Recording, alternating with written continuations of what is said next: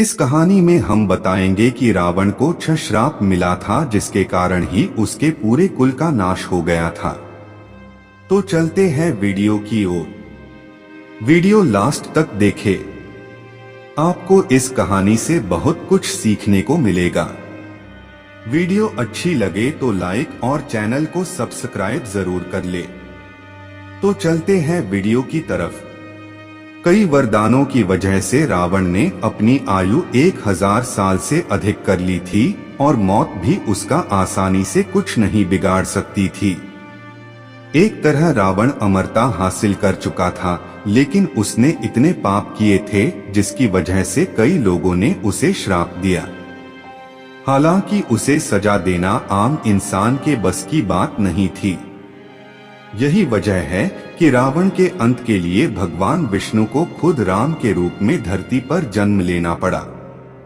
रामायण भगवान श्री राम की कहानी है, लेकिन अगर इसमें रावण का उल्लेख ना हो तो ये कहानी अधूरी है।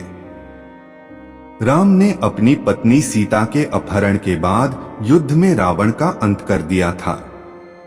रावण के अंत के साथ ही रामायण का महाकाव्य समाप्त हो जाता है, लेकिन बहुत ही कम लोग जानते हैं कि केवल सीता के अपहरण की वजह से ही रावण का अंत नहीं हुआ था, बल्कि इसके पीछे उस पर लगे 6 श्राप भी थे।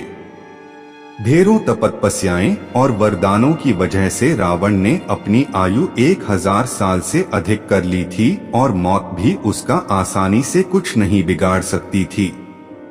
एक तरह रावण अमरता हासिल कर चुका था, लेकिन उसने इतने पाप किए थे जिसकी वजह से कई लोगों ने उसे श्राप दिया। हालांकि उसे सजा देना आम इंसान के बस की बात नहीं थी।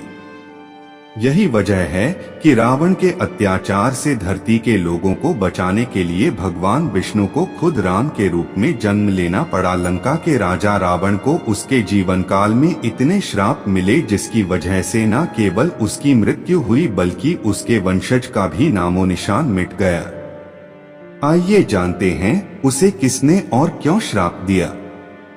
आश्वासन दिया कि वो उसके इस अपमान का बदला लेकर रहेगा। रावण ने उसके बाद सीता का अपहरण किया।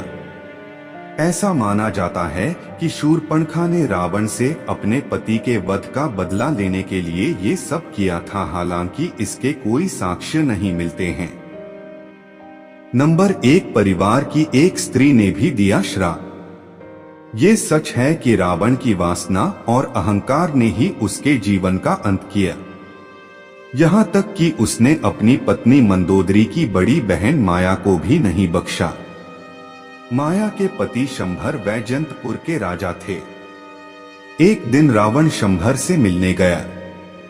वहां रावण ने माया को अपने जाल में फंसा लिया और जब शंभर को इस बात का पता चला तो उसने रावण को कैद कर लिया।